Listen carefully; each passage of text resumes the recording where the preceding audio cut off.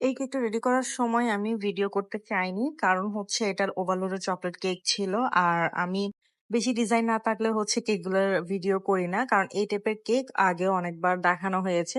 পরে দিয়ে চিন্তা করলাম করেই ফেলি যেহেতু ওভারলোডেড কেক আর সবাই দেখি ওভারলোডেড কেকগুলা পছন্দ করে। আর অনেক সময় দেখা যায় যেই কেকগুলার আমি ভিডিও করতে চাই না পরবর্তীতে সেই কেকগুলাই হচ্ছে ভাইরাল হয়ে যায়।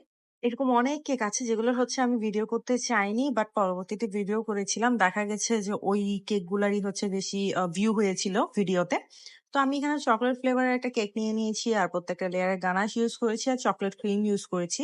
আপুটা অর্ডার করার সময় আমাকে বলেছিল একটা ওভারলোডেড কেক অর্ডার করবে। আর অর্ডার করার সময় আরেকটা জিনিস বলে যে, "আপু চকোলেট আমাকে বেশি দিবেন না।" কারণ আমাদের পিকচারের মধ্যে হচ্ছে কেকটাতে অনেকগুলো চকোলেট ইউজ করা ছিল। তো আপু বলেছিল, "এতগুলো চকোলেট ইউজ করার কোনো দরকার নেই। আপনি জাস্ট অল্প চকোলেট ইউজ করে হচ্ছে আমাকে কেকটা দিন। কারণ এটা হচ্ছে আমি বাসায় খাওয়ার জন্য নিচ্ছি।"